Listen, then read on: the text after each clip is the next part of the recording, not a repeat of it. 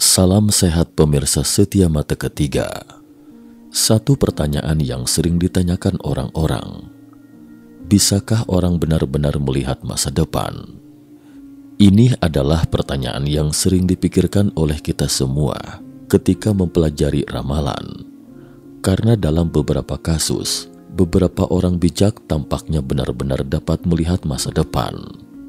Pada tahun 1555, ada sebuah buku berjudul The Purposes, buku ramalan yang diterbitkan di Prancis dengan penulisnya Nostradamus. Dia lahir di keluarga kaya. Karena kakeknya suka belajar astrologi, Nostradamus juga belajar astrologi.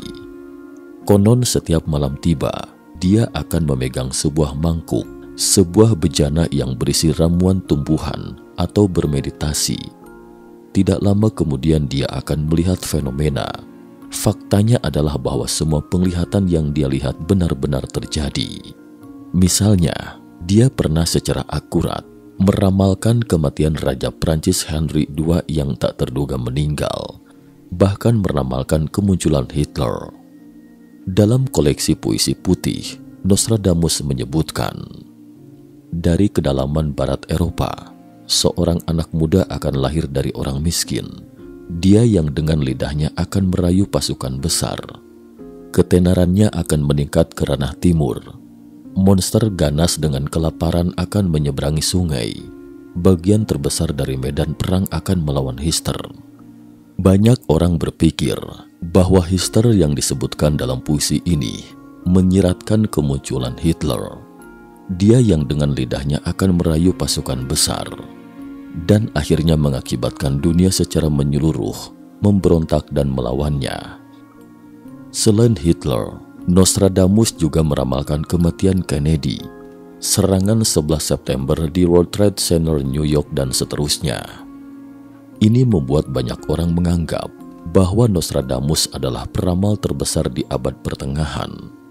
Anehnya 400 tahun setelah kisah Nostradamus, muncul seorang pria di Eropa bernama Hamilton Parker. Orang ini mirip Nostradamus, tidak hanya mahir dalam astrologi kuno, tetapi bahkan dapat melihat masa depan. Dia telah tepat meramalkan terpilihnya Trump, juga Brexit, dan bahkan wabah pandemi. Karena akurasi ramalannya yang tinggi, hingga baru-baru ini, dia dianggap oleh media Eropa sebagai Nostradamus baru. Selain Nostradamus baru, juga ada peramal Judy Heavenly yang juga bisa melihat fenomena masa depan dan berhasil memprediksi peristiwa besar yang akan terjadi tahun 2022. Dua prediktor baru-baru ini menerbitkan ramalan terbaru mereka untuk tahun 2023. Setelah kami mempelajari dengan cermat prediksi kedua orang tersebut, kami menemukan bahwa ramalan mereka untuk tahun 2023 memiliki banyak kesamaan. Mereka berdua bersama-sama telah menyinggung Taiwan. Selain itu, peristiwa besar dunia apa saja yang pernah diprediksi oleh kedua orang tersebut di masa lalu? Bisakah Parker benar-benar sebanding dengan Nostradamus? Yang terpenting adalah bagaimana mereka memprediksi tahun 2023 yang sedang kita lalui. Selanjutnya, kita akan memundurkan waktu ke lebih dari 3 tahun yang lalu, ketika suatu bencana yang tak terbayangkan terjadi di Australia. Api di saat kiamat. Apakah kita semua masih ingat dunia di tahun 2019? Tahun itu pasti tahun yang paling berkesan bagi sebagian orang. Dan setelah melewati tahun tersebut, dunia kita secara total benar-benar telah berubah. Sebuah peristiwa yang tidak pernah kita bayangkan, yaitu meledaknya pandemi dengan cepat menyebar ke seluruh belahan dunia. Tetapi yang mengejutkan adalah bahwa dalam ketenangan sebelum badai berakhir, ada beberapa orang tampaknya telah mencium bahwa krisis akan menimpa. Pada 18 September 2018, Parker mengunggah sebuah video. Dalam sebuah video, dia menjelaskan kepada semua orang, dia telah melihat beberapa gambaran masa depan yang terkadang jelas dan terkadang kabur. jadi dia harus menggunakan astrologi untuk menafsirkannya. Setelah Parker menginterpretasinya, dia katakan sesuatu akan terjadi di timur pada tahun 2019. My feeling is that in China there's going to be a major financial crisis. Saya merasa akan ada krisis ekonomi di Tiongkok.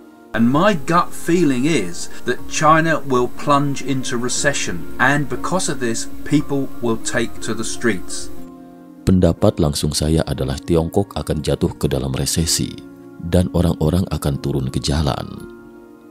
Sebenarnya ada suatu peristiwa besar yang perlu dikhawatirkan orang-orang, yaitu Australia mungkin menjadi negara yang lebih diperhatikan masyarakat karena I felt as if they're going to have some bushfires. Now, I know the Australians don't like to hear this because when a bushfire goes in Australia, it sometimes becomes catastrophic. Saya punya firasat bahwa akan ada kebakaran hutan besar di Australia. Saya tahu bahwa orang Australia tidak suka mendengar informasi ini, tapi saya pikir akan ada bencana kebakaran hutan dahsyat di Australia. And I think we do have a bad one coming up in 2019. Pada tahun 2019, memang akan ada kebakaran hutan yang serius di sini. Memang secara kebetulan, tepat setelah video prediksi ini diunggah di internet, pada Juni 2019, sungguh-sungguh telah terjadi kebakaran hutan yang serius di Australia. Meskipun sebelumnya telah dilaporkan bahwa kebakaran di hutan Australia dari waktu ke waktu memang terjadi, tetapi prediksi kebakaran hutan ini sangat berbeda dari biasanya. Saat seorang warga setempat diwawancarai, dia langsung menyebutkan inti permasalahannya.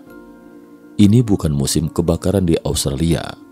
Bulan depan, yaitu bulan Agustus, adalah saat yang kita perlu khawatir. Ternyata secara garis besar, kebakaran hutan di Australia akan terjadi setelah bulan Agustus. Namun kebakaran hutan pada tahun 2019 terjadi 2 bulan sebelumnya. Tidak hanya itu, kebakaran hutan besar ini terus berlangsung selama hampir setahun. Pemerintah Australia telah mengerahkan ribuan petugas pemadam kebakaran, mengkombinasikan metode pemadaman udara dan lainnya. Tetapi pada akhirnya api tidak hanya tidak berhenti, tetapi di bawah pengaruh iklim suhu tinggi, pembakaran semakin dahsyat. Pada bulan Agustus, seluruh Australia hampir tidak dapat melihat langit biru. Yang terlihat adalah langit merah menyala. Satelit NASA dari Administrasi Atmosfer Amerika Serikat bahkan berhasil mengambil foto peta satelit Australia berwarna merah. Hal yang paling konyol adalah dalam gambar awan ini, para ahli menemukan bahwa kabut asap di Australia sangat tebal hingga sampai kondisi tidak bisa menyebar, bahkan telah melayang ke Selandia Baru. Menurut pemerintah Australia, kebakaran hutan ini adalah kebakaran paling serius sejak adanya catatan kebakaran hutan di Australia. Total luas kebakarannya mencapai 33,8 juta hektar atau setara untuk ukuran 10 kali Taiwan. Kebakaran dahsyat ini telah mengakibatkan 475 orang tewas dan jutaan hewan terbunuh, serta telah membakar lebih dari 9.352 bangunan. Total kerugian ekonomi melebihi 1,31 miliar dolar Australia, yang setara dengan 1.134 triliun rupiah. Tampaknya Parker jauh hari sudah meramalkan hal ini semua. Ada yang lebih mengejutkan orang adalah setelah 2019. Kemampuan prediksi Parker tampaknya menjadi jauh lebih kuat. Di dalam salah satu video yang ditayangkan Parker 2 bulan sebelum perang Rusia-Ukraina, Parker mengatakan sebagai berikut. I think Russia will have another shot at Ukraine to try to grab some of the areas around Russia that are still Russian-speaking. Saya pikir Rusia akan menyerang Ukraina lagi untuk merebut kembali wilayah berbahasa Rusia di sekitarnya. I don't see a full and complete invasion of Ukraine, but I do think they're going to have another attack. Ukraina tidak akan sepenuhnya diserbu, tetapi saya benar-benar melihat mereka menyerang Ukraina. Saat itu, banyak orang mencemooh prediksi Parker, karena sejak Perang Dunia II, tidak ada perang besar-besaran apapun yang terjadi di Eropa. Meski terkadang ada gesekan sporadis antara Rusia dan Ukraina, gesekan ini tidak pernah meningkat lebih jauh. Oleh sebab itu dapat dilihat bahwa ketika tentara Rusia menyerang Ukraina, banyak orang Ukraina masih berbelanja di department store karena mereka tidak pernah bermimpi bahwa perang ini benar-benar akan terjadi, kecuali Hamilton Parker. Rusia akan menggunakan senjata nuklir. Setelah semua orang mengetahui bahwa Parker telah berhasil meramalkan perang Ukraina-Rusia, banyak orang mulai memperhatikan ramalan Parker berikutnya. Selanjutnya semua orang menemukan bahwa dia tidak hanya meramalkan awal perang, namun pada awal perang, dia menegaskan bahwa Rusia tidak akan memenangkan perang Rusia-Ukraina. Perlu diketahui bahwa banyak orang yang tidak optimis tentang Ukraina pada saat itu. Tetapi Parker tidak hanya optimis tentang Ukraina, bahkan secara langsung memberikan lama berlangsungnya waktu peperangan, bahwa perang ini akan berlangsung selama 18 bulan hingga 2 tahun, baru mungkin akan berakhir. Artinya, waktu paling awal dari berakhirnya perang Ukraina-Rusia adalah setelah Agustus 2023. Pada 2 November 2022, Parker mengunggah prediksi lagi tentang perang Rusia-Ukraina dan menyinggung di tahap akhir perang. Dia khawatir akan ada hal-hal yang perlu kita khawatirkan. Bad feeling for December, as if something really bad happens in the month of December. Now, Russia could use a dirty bomb. Untuk Desember, saya punya firasat buruk bahwa sesuatu yang sangat buruk akan terjadi pada bulan Desember. Rusia mungkin menggunakan bom kotor. Bom kotor adalah sejenis alat berjalan yang radioaktif. Dia bukan bom nuklir.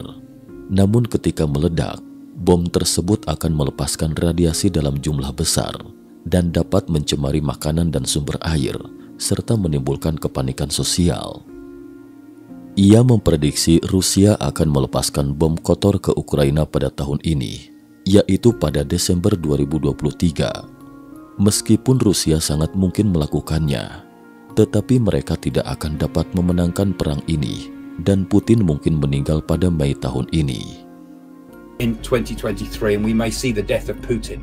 Kita mungkin melihat berita kematian Putin pada tahun 2023. Sesungguhnya ketika perang Ukraina-Rusia dimulai, Parker pernah menegaskan bahwa kesehatan Putin tidak terlalu baik. Belakangan memang ada media yang berhasil memotret kondisi Putin yang tidak normal, sehingga banyak orang sekarang berpikir bahwa mungkin tidak lama lagi Putin benar-benar akan segera meninggal.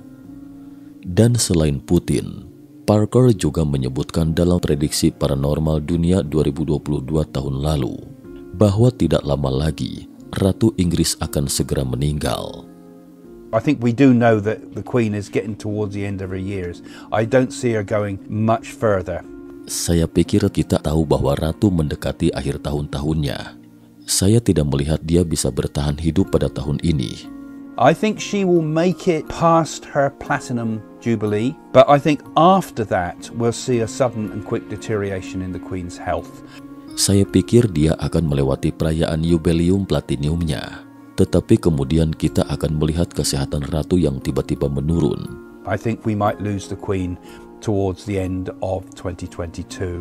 Dan pada akhirnya pada tahun 2022, kita akan kehilangan Ratu. Anehnya, dia memang menghadiri perayaan jubileum platinumnya pada bulan Juni tahun 2022. Namun pada akhirnya, tanggal 8 September 2022, berita kematiannya tiba-tiba keluar. Hal tersebut sepenuhnya sesuai dengan ramalan Parker. Dan menurut Parker, bahwa waktu Charles untuk mengambil alih dudukan sebagai Raja Inggris tidak akan terlalu lama. Tahta tersebut akan diserahkan kepada putranya William, dan William akan menjadi Raja Inggris terakhir. Dalam ramalan tersebut, dia juga menganggap bahwa Charles tidak akan memerintah terlalu lama.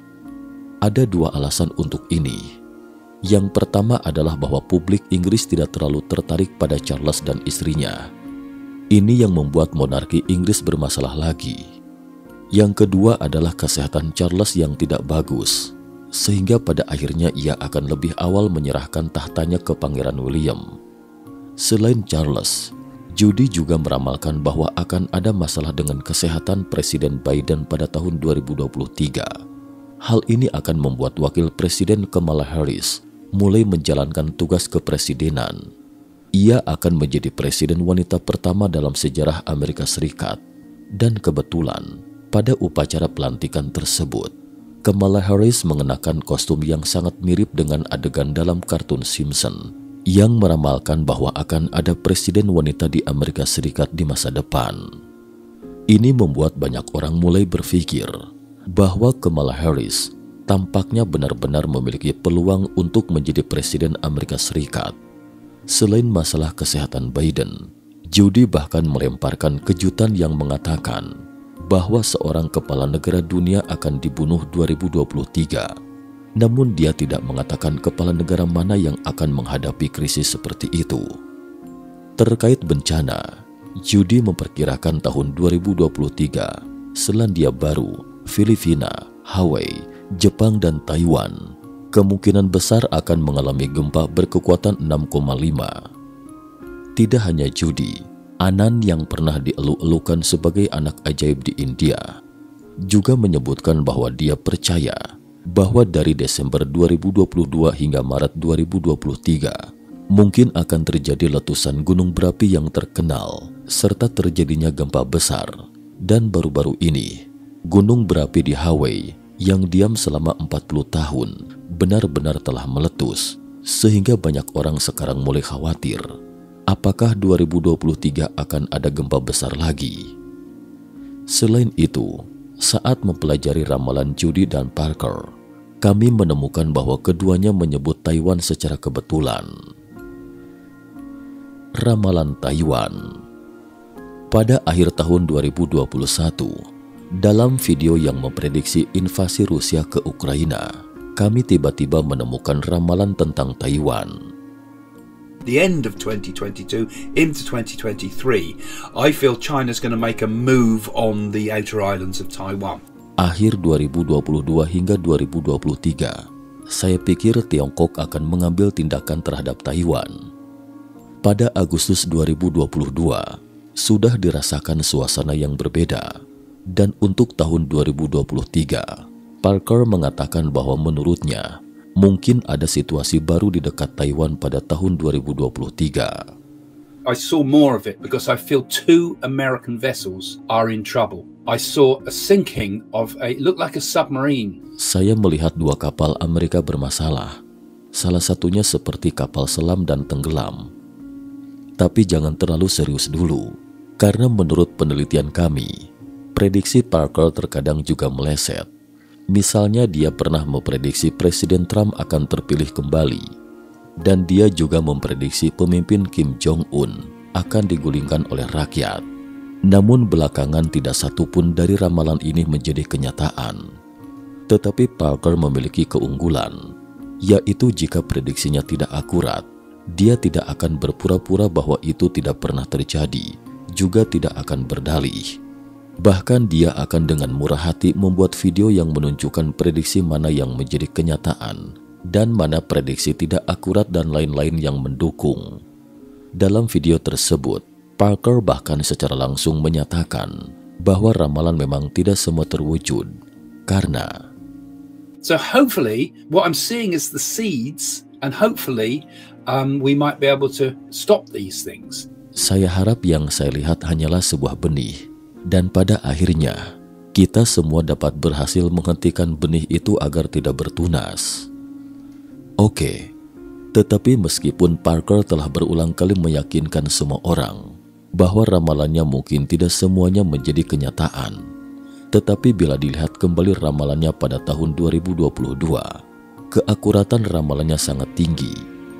Sekarang di Inggris saja, lebih dari 51% orang yang yakin bahwa ramalan Parker mungkin menjadi kenyataan.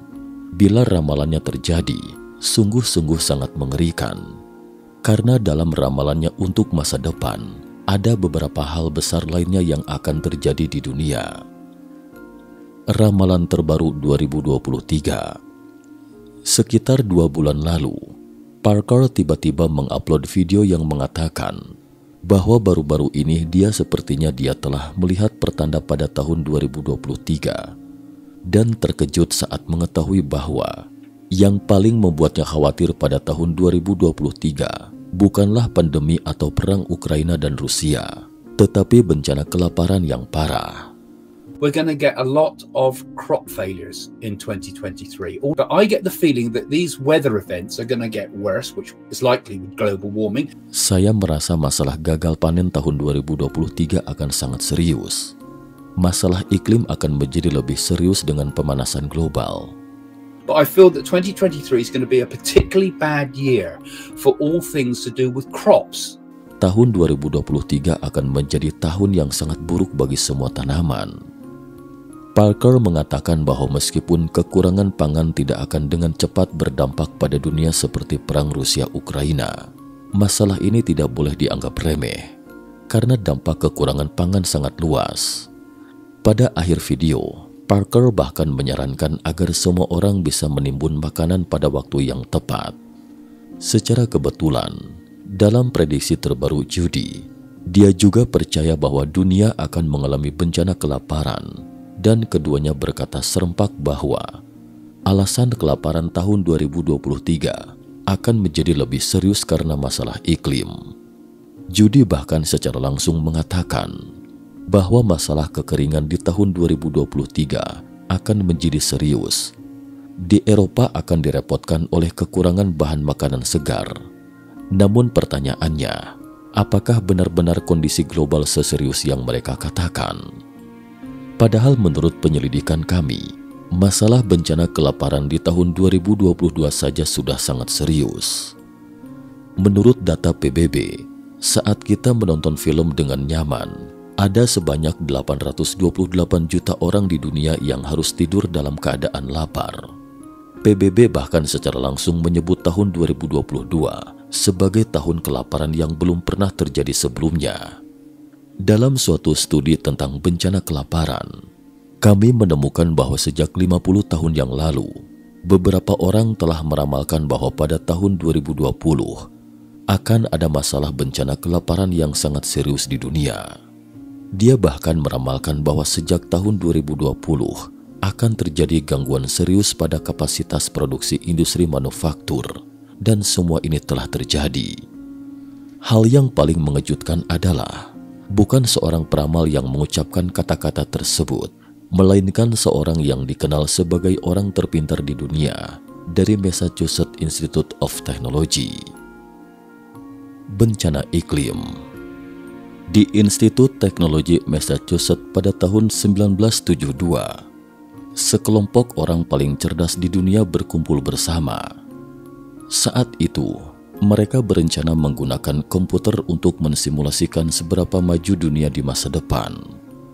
Namun yang mengejutkan, di akhir percobaan, mereka benar-benar telah melihat fenomena kiamat dan tidak peduli bagaimana mereka mengubah kondisi percobaan.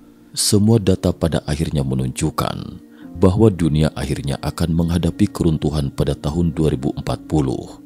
Dan beberapa tanda sebelum keruntuhan akan muncul pada tahun 2020, dan kita semua tahu saat sekarang memang banyak hal aneh yang terjadi di dunia di tahun 2020 ini. Artinya percobaan dari 50 tahun yang lalu ini sepertinya benar-benar akan menjadi kenyataan. Berdasarkan catatan bahwa percobaan dalam laboratorium yang dilakukan hari itu adalah di bawah kepemimpinan Profesor Jorgen Randers. Dia ahli dalam sistem dinamik. Saat itu, mereka memasukkan berbagai data ke dalam komputer untuk mengetahui seperti apa kondisi dunia di masa depan. Pada percobaan pertama, kelompok eksperimen pertama-tama berasumsi apa yang akan terjadi di dunia dengan sumber daya terbatas dan pertumbuhan populasi yang tidak terbatas. Hasil eksperimen menunjukkan bahwa pada tahun 2020, kapasitas produksi industri manufaktur akan menurun, dan pada saat yang sama, pasokan makanan akan menurun, hingga akhirnya peradaban akan runtuh. ketika mereka melihat hasil eksperimen yang terjadi. Para peneliti MIT yang cerdas itu mengangkat bahu dan berkata, tentu saja seperti ini.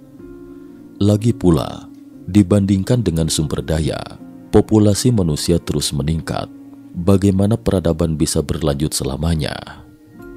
Oleh sebab itu, pada percobaan kelompok kedua, mereka mengubah kondisi asli dengan menggandakan pasokan sumber daya karena mereka percaya bahwa dengan kemajuan teknologi, manusia pasti mampu untuk menemukan lebih banyak sumber daya, sehingga dengan sumber daya meningkat, seharusnya kecepatan keruntuhan peradaban juga harus diperpanjang 2 kali. Namun yang mengejutkan para ahli adalah pada percobaan rangkaian kedua, waktu keruntuhan peradaban masih tertahan di tahun 2040. Setelah tahun tersebut, dengan jelas dapat dilihat penurunan pasokan makanan dan hasil manufaktur merosot dengan tajam, yang pada akhirnya akan mengakibatkan pengurangan besar-besaran jumlah manusia. Ternyata setelah manusia menemukan lebih banyak sumber daya, populasi umat manusia juga semakin bertambah, memproduksi lebih banyak barang, sehingga pencemaran lingkungan menunjukkan pertumbuhan yang eksponensial, yang akhirnya menyebabkan kekurangan pangan, dan industri manufaktur tidak mampu menghasilkan produksi yang cukup, sehingga populasi menurun dengan cepat, dan kemudian peradaban runtuh lagi. Oleh sebab itu, setelah mengetahui di mana masalah terjadi, MIT melakukan percobaan ketiga lagi. Dalam percobaan ini, mereka menambahkan kondisi baru dengan meningkatkan kecepatan kemajuan teknologi. Karena MIT percaya bahwa ketika ilmu pengetahuan dan teknologi manusia maju, mereka pasti akan mulai memperhatikan perlindungan lingkungan dan meningkatkan kemungkinan menggunakan kembali sumber daya, sehingga kerusakan lingkungan seharusnya juga berkurang. Namun pada percobaan kelompok ketiga, para ilmuwan masih melihat resesi dan titik waktunya masih sekitar tahun 2040. Pada saat ini, para ilmuwan MIT akhirnya memahami sebuah prinsip. Betapapun canggihnya teknologi manusia, sumber daya bumi adalah terbatas, namun pertumbuhan penduduk tidak terbatas. Tetapi beban lingkungan meningkat dan persediaan makanan berkurang, tidak cukup. Teknologi terus ditingkatkan, tetapi pada akhirnya tidak mampu mencegah keruntuhan peradaban. Jadi pada akhir percobaan, para ilmuwan membuat kesimpulan. Mereka percaya bahwa mengendalikan populasi mungkin merupakan cara terbaik untuk memperpanjang peradaban. Perlu dicatat bahwa menurut sebuah dokumen menunjukkan bahwa pada saat pemimpin Tiongkok Deng Xiaoping berkuasa, setelah dia membaca laporan tersebut, dia menerapkan kebijakan satu anak yang terkenal. Laporan ini benar-benar telah menulis ulang sejarah. Beberapa netizen bahkan menganggap eksperimen ini sangat mirip dengan eksperimen yang dilakukan oleh Illuminati. Lagi pula, slogan yang paling populer dari mereka adalah mengurangi populasi. Mungkin banyak orang merasa sangat gugup setelah melihat kebijakan ini. Lagi pula, populasi dunia baru saja melebihi 8 miliar orang. Tetapi kami percaya bahwa dunia kiamat belum tentu bisa terjadi. Karena seperti yang dikatakan Parker, apakah itu prediksi peramal atau prediksi ilmuwan? Perhitungan mereka hanyalah sebuah konteks, belum tentu itu akan menjadi kenyataan. Tentu saja, jika kita semua tidak melakukan perubahan sama sekali, mungkin dunia kiamat akan menjadi kenyataan. Lagi pula bukankah laporan 50 tahun ini sekarang sebagian besar sudah menjadi kenyataan? Jika orang-orang pada tahun 1972 mendapatkan informasi ini, umat manusia dapat segera menyadari bahwa kunci utama peradaban manusia adalah melindungi alam dan tidak mengeksploitasi secara berlebihan. Maka mungkin hari ini, pencemaran lingkungan kita juga dapat sedikit dikurangi. Produksi pangan tidak akan menjadi begitu langka, tetapi perlindungan lingkungan mungkin bukan solusi terakhir. Jika suatu peradaban ingin berkembang secara berkelanjutan, maka mereka akan membutuhkan lebih banyak sumber daya. Oleh karena itu, keluar dari bumi mungkin menjadi pilihan terakhir bagi manusia. Ternyata Elon Musk juga pernah membaca laporan ini. Nah, bagaimana menurut Anda? Menurut Anda, apakah peradaban manusia benar-benar akan berakhir hari itu? Menurut Anda, apa cara terbaik untuk mencegah dunia kiamat?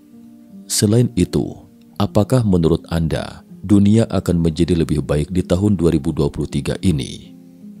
Silahkan tinggalkan pesan di komentar untuk diskusi. Akhirnya, kami berharap Anda semua sehat-sehat dan melewati tahun 2023 ini dengan tenang. Sampai jumpa pada video berikutnya. Jika Anda suka dengan video ini, jangan lupa subscribe, like, dan share, serta bunyikan loncengnya agar Anda tidak ketinggalan video berikutnya. Salam.